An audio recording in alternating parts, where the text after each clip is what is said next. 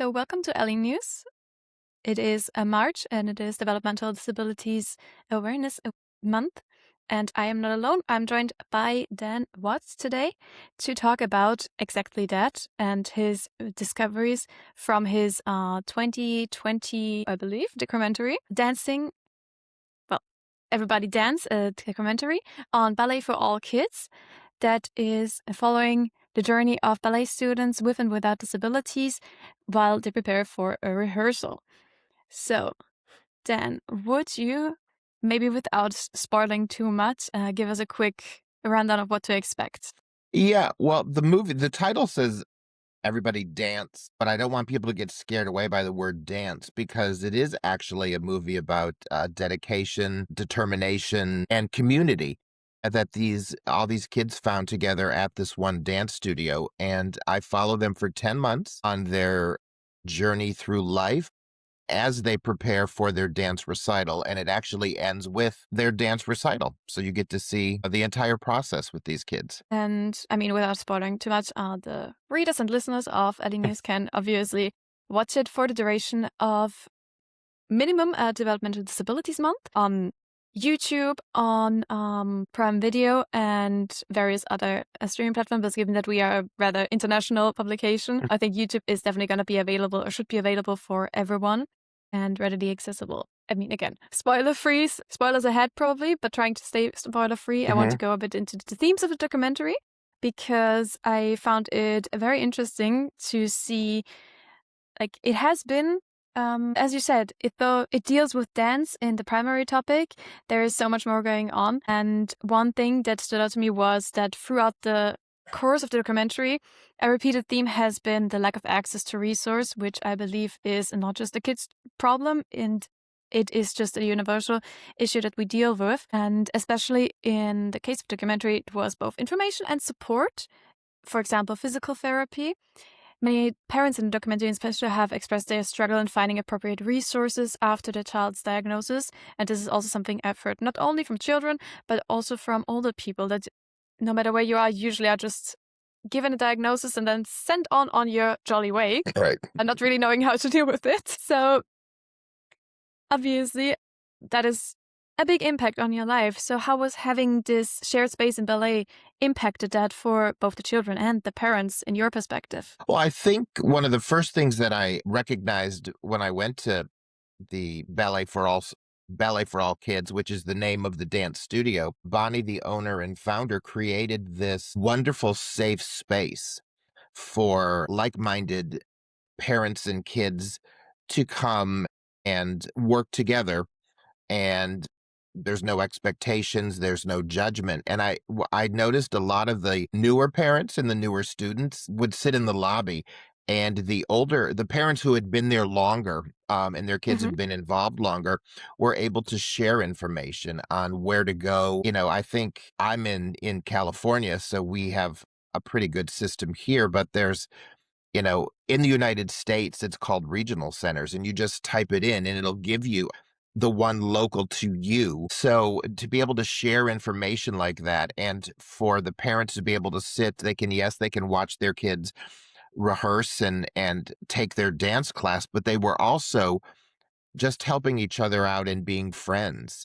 Sometimes you're struggling with whatever happened that morning or what happened that week. What did the doctor say? How come this representative from the regional center hasn't gotten back to you yet? So they could share their frustrations with people who had already gone through it. So it was great that everybody was just there as a family and to help each other and share information while their kids were expressing their artistry and their originality. It was just one big community, and that's why I felt that the stories had to be told. Mm-hmm. Yeah, understandably. It's It is also something that I think is universally applicable because, as you say, it is a shared space for community and you get this support. And there have been across the board studies showing that if you have a community that you can rely on, you are more prone, more resilient to withstanding challenges. It doesn't really matter. It can be challenges in your private life, but also like natural events. So I think this is one of the underrated aspects from community building because we might have some resources available through official channels, but as you say, it's already different. Accessing them enough and having the support system is not just helpful in accessing them, but also probably, I can imagine, in dealing with the mental load of it all. Because that was also something that the children touched on in the documentary, that they have this feeling of feeling othered and that they themselves recognize how they're being othered in school, for example, Mhm. by both peers, but also by their teachers, for example. And that because they have this label of disability, that they basically get fit into this box, or that they are treated as the stereotyped expectations by the teachers. And that was also something that I really, really resonated with when one of the children said that they feel like during ballet that they can relate to the other children, that they can relate to the peers, because at school, Mhm. although they are in the same grade, they just notice that they feel different. This, as we discussed, like it is a community, but we've only, through the documentary, we get only like 1.5 hours of view into that. Have you seen like the children develop their self-confidence through, I believe, the 14 weeks that you followed them? Yeah, I think, just in the time I followed him for 10 months. Mhm. Wow. Um, yeah, it was a long time because I followed them at home also.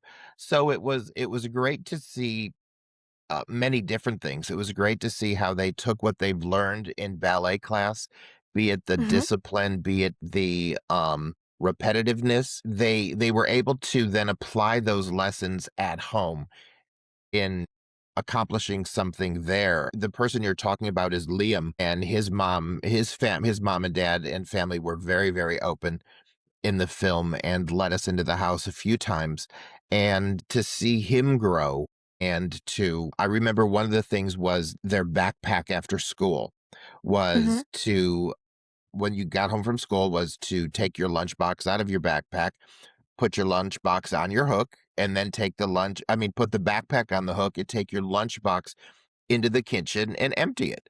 And I think neurotypical people like me will take something like that for granted, but it was just something that he forgot to do. He was home and he would just drop his backpack and go on with his day. So they had to repeat that. So it was the discipline from ballet class. When you take ballet, every class you do the same warm up. It might be structured different, but you're going to do your tendus. You're going to do the core, the foundation of your ballet movements, of your dance movements. And they then took that home, and then they put notes on the wall. And it was, put your backpack down, take lunchbox into the kitchen, empty lunchbox. And then it became second nature, just like in dance.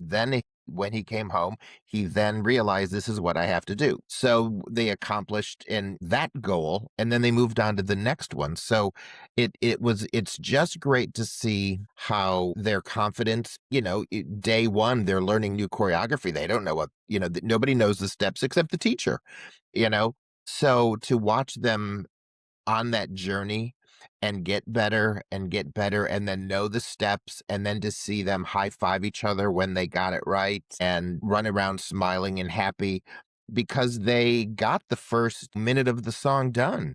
It was just a celebration. And that, to me, it doesn't make a difference if that's someone with a disability or not. That's the importance of the arts, brings people together. It's a common denominator. And to see anyone like that, any person accomplish something and celebrate it and be celebrated, if they had a solo or something like that, how the other students would applaud for you, and cheer you on is just a good thing. And that's a good thing for anybody, any child. And it just builds their self-confidence. So I saw it in all of them, and you've seen it, and then you see them on the stage, and they're just having the time of their life. So I'll leave it there so we don't spoil the movie. Good idea. But you already touched on access to the art and art as the big equalizer. That is also something that I've noticed throughout the years, or through the past years, I would say, has become more and more of a hot topic in the sense of access to artistic practice, because sometimes the arts can also be quite elitary and quite well, we kind of guarded and not as welcoming to newcomers.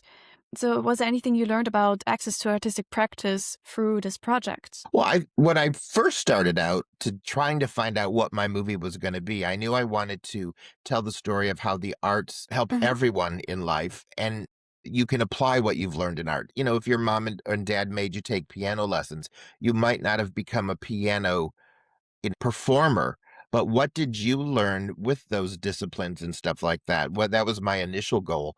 And then I narrowed it Mhm. down and wanted to tell it through the eyes of kids and families with disabilities. And I was searching all over America because, I used to be a dancer, so this was the perfect fit for me. But I knew what I wanted. I wanted to find someone who taught full dance classes. Didn't have to be ballet, jazz, but a full class where kids with disabilities were allowed. And there were so many schools out there, and I searched across the country, conservatories and dance schools and universities, and a lot of them offered classes that were useful, but they weren't all dance. They would give 10 minutes of dance, and then 10 minutes of free time, and then 10 minutes of block Mhm. building, and then 10 minutes of tumbling on the mats. And those are very, very important to help with skills for any child. And it also gives the parents can drop off their kids for an hour and go grocery shopping. But that wasn't the movie I wanted to tell. And then I found Ballet for All Kids and Bonnie, and she teaches a full 1 hour ballet class. And that's what I wanted to show. But I've also realized recently, and I actually did a Google search to prepare for this interview, and it's nice to see that a lot more dance studios and schools are offering full classes now. It's caught on, and they've realized how much the arts do help. And instead of just offering it for 10 minutes, it's 50 minutes or it is an hour. And that's a good thing, and I'm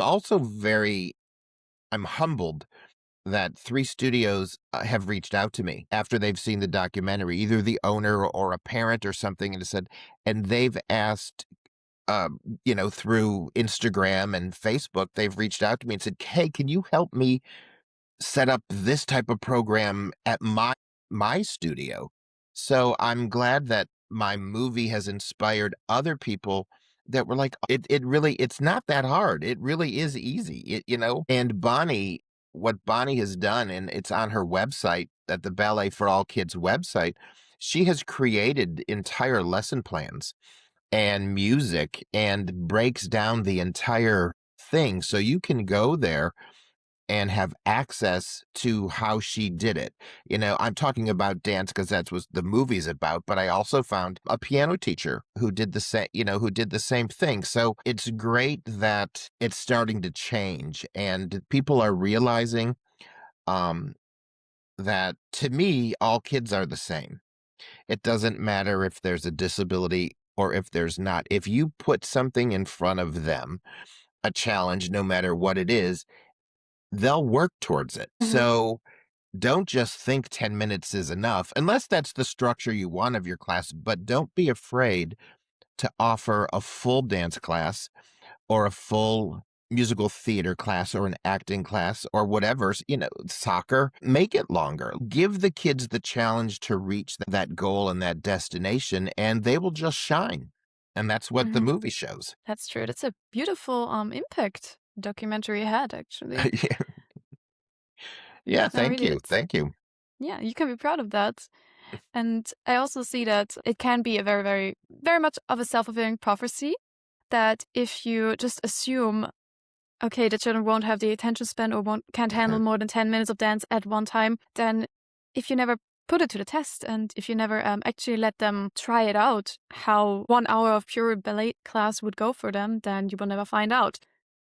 It's also something Exactly. that is also something that I found very remarkable about Bonnie Schlachter's method, because as she was explaining it during the documentary, I felt like, oh, this sounds very familiar because we also have the universal design for learning and the Hmm. principles she applied. So various approaches, for example, using different senses and not just, for Hmm. example, saying like, here are the instructions verbally, but also illustrating them visually and just showcasing how it's done, for example, with props. that really, really reminded me of the universal design for learning. It's beautiful to see it applied in just also a leisure way and not just, yes, school material as you usually see, which Right. is very important. But we have to agree that the leisure activities are also very important for development and just overall, I want to say like sanity also for kids and for adults. Yeah, but it's a beautiful development. Yeah, and like I said, I used to be a dancer and I was also a dance teacher. So something that I took away from my dance teacher when I was younger is she would always present things in different ways. She Hmm. would say, okay, this step is left, right, left, right, left, right. Then she would say it's 1, 2, 3, 4, 5, 6. Then she'd make a noise. It goes ba ba ba ba ba ba. So you could the rhythm, and she would explain it. She would say it like that as she did it. So we got the visual because you Hmm. never know what's gonna connect with someone.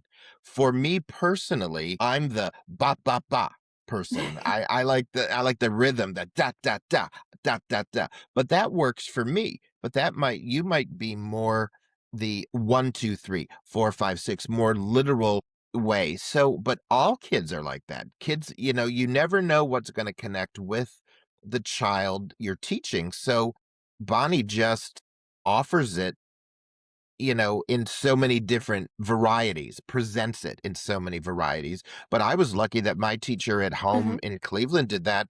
And I then, because that's how I was taught, that's the way I did it, because you just never know what's going to connect. So, That's true. I believe we also have the different learning types, or at least while I was in school, the different learning types were still a big idea. Like, mhm, are you a visual learner? Are you an auditory learner? Or do you have to try it out yourself? Are you a haptic right. learner? It just translates to different, yes, to any type of material. It's just Mhm, just your school books. right. So maybe going a bit onto the meta level, because you're not only a dancer, you have been in the filming industry for quite a while now. And not to give away too much, but I think most of the viewers and readers will already know you from the award-winning film The Center, Gibbons and Guardians, featuring Jane Goodall. So you are definitely well versed in the filming industry. So I also would like to get a bit into how the filming industry is approaching working with children with disabilities, but also adults, and what the general attitudes are. Because I imagine that filming with children requires extra attention to safeguards and details.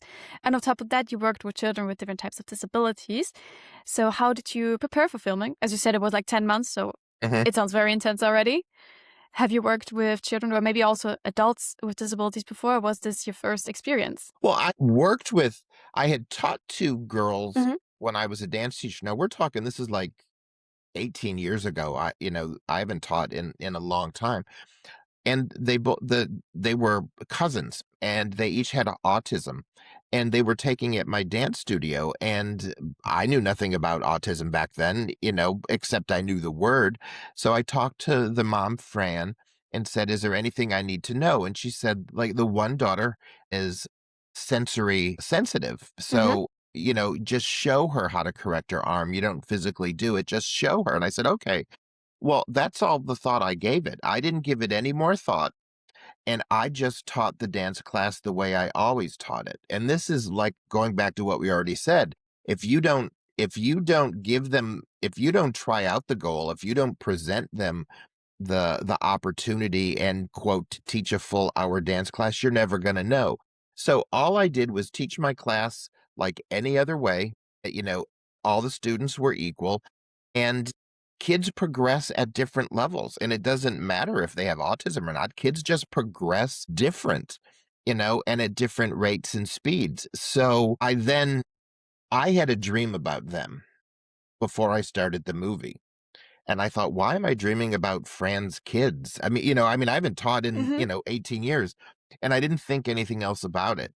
And then I had that dream 3 or 4 weeks later about them again. And I thought, this is God or a higher power poking me saying, this is your movie. I'm telling you how to make your movie, because I don't remember my dreams that much, but these were vivid, and I trusted my gut.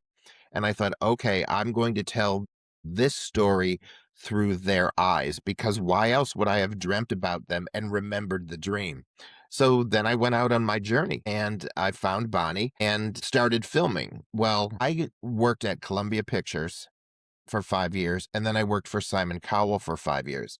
So I went in with big intentions and I kinda overdid it. So I had 3 cameras and my sound guy, and I'm ready to go. Well, the studio is the size of a living room, and I just I just like, "Let's do this."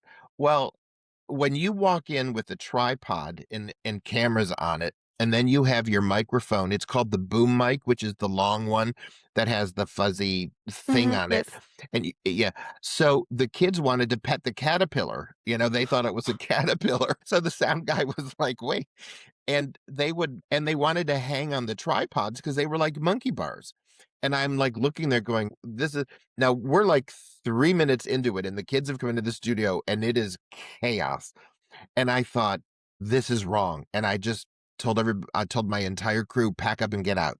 Just get out of the studio. And we all met in the parking lot. And I said, okay, now, this had to be clear, this has nothing to do with kids with disabilities or not disabilities. These were 6-year-old kids who saw Yes. monkey bars.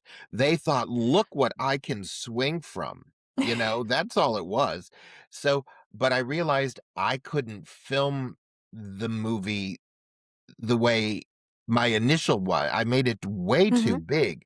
So then I took my head camera guy and I said, "What we're gonna do is it's you're just gonna put it on your shoulder. We're just gonna film it just you until we get to the theater and I need, Hmm. access to more." But in these small studios, I needed to be a fly on the wall. I needed to not interrupt because they are working towards a recital and it's their dance class. And I don't want to distract or take away from the reason that they're there. So I had to make a decision in 3 minutes on what I was going to do.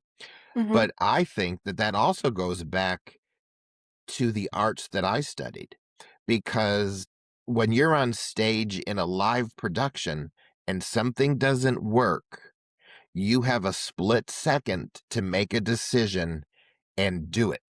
But so since I had been in that situation so many times before, I just made the decision and moved forward because you have no other choice. I can't disrupt Bonnie. I don't want her to go, don't come back. You don't want the kids. So I had to just get everybody out, go in the van, hide your stuff. And I just brought in Ben with a camera on his shoulder and we filmed it that way. So look how the arts and me performing live on stage gave me the ability to make that split decision, change everything, and move forward. I think troubleshooting in general is like a very underestimated skill Right, because so much of we can have such a beautiful plan. If any other circumstances don't go according to our plan, right, it's not gonna work out. And if humans are involved, it usually goes not as the way we right. planned it. Yeah, but Exactly. but that is also something where I think that you have to approach the individual because with disability, we also like to, at least in the accessibility sector, maybe that's a bit of like a little window into my work, love to have like technical guidelines and we love to have like standardization, but that's just not the way that disabilities and human beings in general work Mhm. because while disabilities are grouped into rough buckets, I want to say, so you have a diagnosis and the diagnosis is kind of an approximation of a Right, situation that applies to multiple people. It still doesn't mean that okay, two people with the same diagnosis will have the same experience. It right, likely will be vastly different how their lived experience actually is. And we're just trying to kind of group them together so that we can kind of have the system working around it. And right. in accessibility, I feel like that is often just forgotten that you have to also think about the individual and not Mhm, just the rough idea of what the individual needs are. But if someone asks you for, like, hey, I need this accommodation, can we maybe do it this way instead of the planned way? mhm, Then in most cases, it's actually not that hard to just adapt and, well, see the human for what they're asking for, just as someone else might be asking, hey, can you speak a bit louder? Can you maybe move over here so I can hear you better? mhm. It's on the individual level. usually we just adapt like that. We don't really think about it. But once we get all the systems thinking involved and think like, oh, because it's an accommodation, yeah, we need to get it right and figure it out first. We tend Hmm. to be so static in our thinking. And that is just something where I think it might also be because tech people, just we like our plans, we like I our know. systems. So, but that's really why I see the need to just really look through and see accessibility through a human lens and not just a standardized version. Well, and you worded that beautifully because the reality, I mean, you've seen the movie. There's a girl in there, Dakota. Mhm. We can say this part. She walks with crutches. So what Bonnie did, and you just think after you see it done, you think, oh, what a logical thing to do. Well, Yes. she was like, okay, well, here's what I'm going to do. She had two volunteers who were dancers who were, you know, in their teens and late teens who were very well trained. She had those two girls come and dance with Dakota. So what they did is she made it a trio and they actually held Dakota up on stage while they did the dance steps. Well, after you see it done, you go, how logical is that? I mean, but Bonnie, like that, figured it out. And it's exactly what you said. Sometimes you can have your guidelines and your bullet points in your little booklet all typed out, but then someone walks in like that and you just figure it out. It's that easy. And again, it's the way we relate to people in general. And I think that once you realize that we do it exactly what you said, we do it in our everyday lives.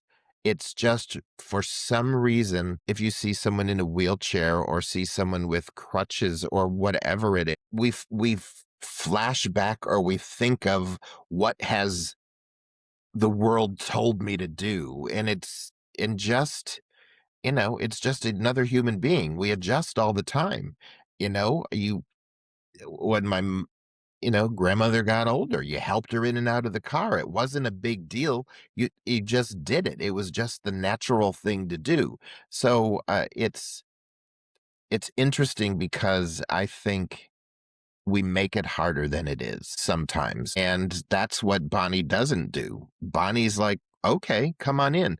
And that's the good one thing that I want to say to your listeners and viewers is that Bonnie's studio should be every dance studio across the world. It's called Ballet for All Kids. When you walk by her dance studio and the window, there are kids in there that don't have autism, that don't have epilepsy, that don't have cerebral palsy. They're just neurotypical, but they go to that studio because they feel the love, they feel the community, and maybe they learn a little slower. I've worked with football players, where the coaches wanted them to get a little more flexible and a little more agile in their Mhm. movements. And you have to approach that different, than working with, a child who's studied dance for a while. These guys are used to, fighting and moving in a different way, and you just adjust to make it work. And Bonnie welcomes everyone in there. And I just think when people watch the movie, they will honestly go, it's that easy? I mean, really? I mean, that's how it really is. Yeah, that's true. And you also touched on the volunteer system that Bunny Hmm. Studio uses. I think that is also, especially since it primarily employs teenager as volunteers, it's a great mechanism to have them, like, give them those touch points with person with disabilities. Because as you said, we are kind of conditioned to kind of shy away from person with disabilities. Hmm. So whenever we meet someone who is not related to us and they ask for help, people are like, oh, are we doing something wrong? And like, Right. and Hmm. then people tend to be afraid to even talk to the person directly, to touch them, to many people are afraid of doing something wrong, which comes from a good place of heart, but ultimately doesn't help anyone. Right. So I think that the volunteer system is also a great way to have the teenagers already be acclimatized to being around other kids with disabilities and just adapting to needs. Because if you have seen someone with cerebral palsy before, then you're probably gonna be chill about the next person, or Right. at least you know how to approach them, you know how to talk to them, you know that it's not that dramatic. And Hmm. yes, it's basically just basic human decency being respectful and treating everyone like, yes, you would any stranger, just respectfully, kindful, and not being too persistent in asking for help or offering help. Right, and it is as easy as just asking if they need your assistance, and if they say no, okay, Hmm. you know, Yeah, it's then that that's also simple. something that man have to just accept and say like, okay, then you're good. Yeah. No, that was really a great part and a wonderful tangent to be on with you. But I also wanted to ask you about, because you touched on the just the joy of children in the ballet class, and that is something that we in traditional media still don't see too much. Like often, persons with disabilities are portrayed through this inspirational framing to the point of look what these people with disabilities can do, implying that people without disabilities could do so much better, and basically trying to have the viewer without a disability feel better about themselves. So I find it a very hard line, or maybe a very fragile line otherwise, Mhm. to walk in filming and portraying just the joy without the overly inspirational framing. How did you handle this? How was the. That might also be just a good question for the editor, but what Well, was your experience? no, I gave that a lot of thought Hmm. because I wanted to make sure that I made this movie correctly, and I knew that being neurotypical, that was something that I had to take into consideration. So what I decided to do, and I talked to a lot of people about it, and I also talked to a lot of the parents ahead of time and Bonnie, because Bonnie didn't agree right away. I mean, it took, we had 4 or 5 meetings, and I told her, I said, you know what, the only way this movie will work is if I'm a fly on the wall. This has to be these kids and these families telling their stories in their words on their time schedule. I'm not going, there's no direction here.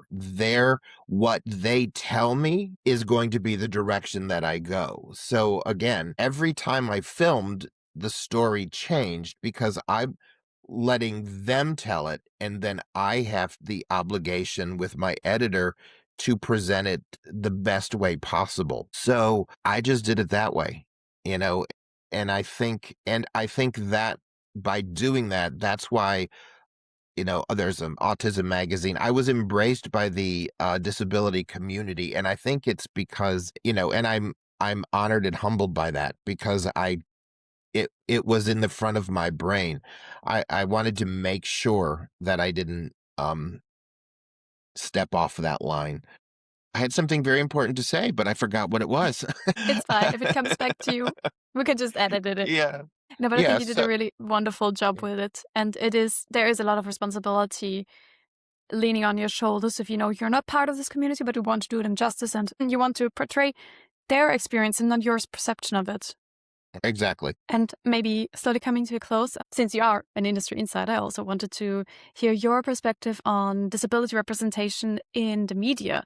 Have you noticed any shifts between practices or trends, or maybe even among your peers? Well, actually, first, there's still a lot of work to be done, but I noticed on the TV show The Pit, I don't know if you get it over there, but it takes place in an emergency room, and every episode is like a 24-hour period. And I just started watching it about a month ago, and I noticed that they have characters that were written that have different disabilities. There's, doctors that I think there's 2 of them, I think, that have autism, and then there's an actor in a wheelchair, but they're all played by people who actually live with Hmm. autism or have the disability and are in a wheelchair. So it's great that they're casting roles with authentic people.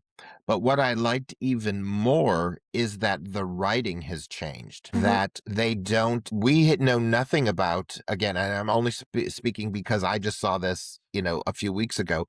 The character that comes in the wheelchair plays a psychiatrist on the show. We know nothing about his backstory. It's not necessary. He is just the psychiatrist on the show. So who cares that he's in a wheelchair? That's what I like seeing is that shift. And like society today, and for as always been, somebody in a wheelchair has a job. It doesn't matter. We don't need to know the rest of it. And I also was very impressed actually just a few days ago. Well, depending on when this airs. So well, let's set it up. I'll say this. At the Grammys here in America, they had someone on one of the networks had someone who did sign language, and they were on the screen the entire time. And I'm also was very impressed that another network, a governor was talking about some of the struggles in his state here in America, and there was someone doing American Sign Language Hmm. there, and it was on the screen the entire time. So it's nice to see that TV and movies and just the news are recognizing and realizing how important these things are.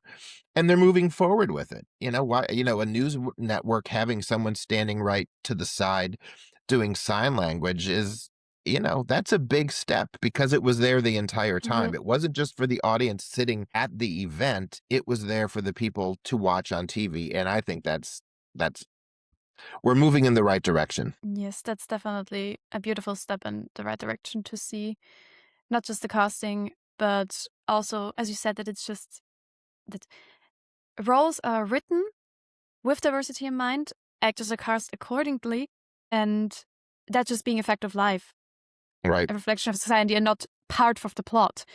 Because, Right. as you said, Exactly. it's yes, no, it's like someone's disability is just. It doesn't have to be a storyline. It doesn't have to be part of the Hmm. conversation. It can just be there Hmm. and not be talked about. Because I think that's also in part the ideal society we should be heading for. So I think that's a great note to also end it on. So I want to give you the floor one more time. Do you have any parting words for our listeners and readers, or maybe a teaser about any upcoming works that we can look forward to? Well, I think that the one thing that it would be great if we could all recognize is the importance of the arts because it is always the first thing to be cut. The arts are a universal form of communication, and it allows people to connect, reflect, and share their experiences.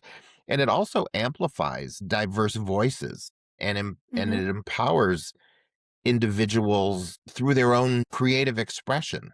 It allows people to communicate their thoughts and their emotions and their ideas in a way that words can't. So it's it's always the first thing to be cut, but it's been around forever. I'm working on a few other projects, and there's another project where I've did some historical digging, and there are caves over in Europe with drawings on the wall of people dancing. I mean, it's been around forever and it's been a way of communication forever. So why is it always the first thing to go? At least here in America, when it has been around forever. And think of the songs that you listen to.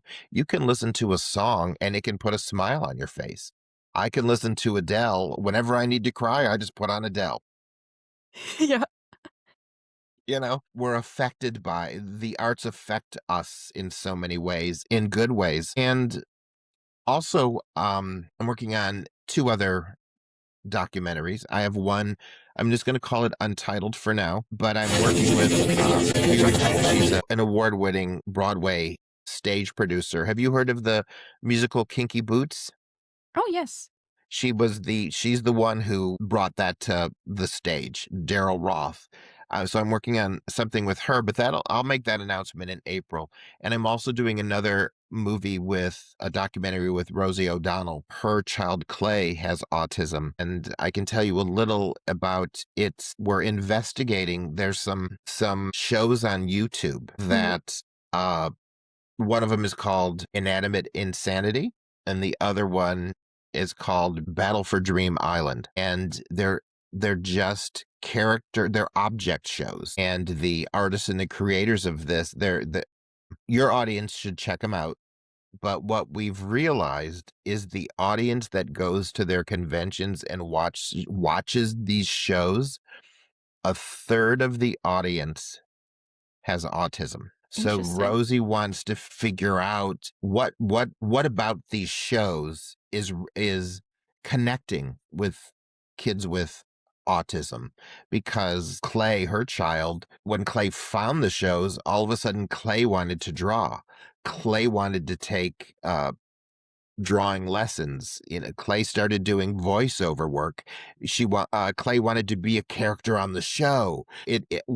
How a YouTube show has now changed someone's life in a positive way. And I've interviewed other kids, and to see how it's kind of like the dance studio. It's brought together this community, and I've gone to some of the conventions, and, there's kids with autism and, in the audience, and they just love it. And then there's, neurotypical kids. Again, it reminds me so much of Everybody Dance.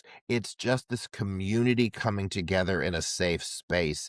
And Rosie just wants to know, is trying to make it awareness of it and why, and maybe it'll offer insight and also help some other kid. That sounds very interesting story to explore. And of course, I will have everything linked in the description below so that viewers, listeners, readers can check that out. And I will definitely check this out Mhm. as well after this because it sounds very interesting. Yeah. But thank you so much for being here. It was really a pleasure to talk to you and You too. also just very interesting. Like I learned a lot of new things. So thank you very much. And of course, the documentary will be available during April. So was it March or April? The distributor has made it available on YouTube now where you don't have to Hmm. subscribe. So you can just watch Everybody Dance, type in Everybody Dance documentary and it'll take you to it. And also, I think you have some UK viewers and Yes. readers. It should be available on Amazon Prime UK, and they've agreed to offer it for free. Oh, that's fantastic. Yeah, so it's free through July, and then Hmm. if enough people watch it on Amazon Prime, they might extend it, but it's free through July. Okay. Okay. Yeah. So anyone listening, if you have if you have Amazon Prime, please go check it out there. Otherwise, the link to YouTube will also be in the description. Maybe even check out both. That would be fantastic. Okay. And yeah, thank you so much for being here, Dan, Oh, and thank you. for It's been a sharing your pleasure. insights. Yeah, it's been an absolute pleasure. Thank you.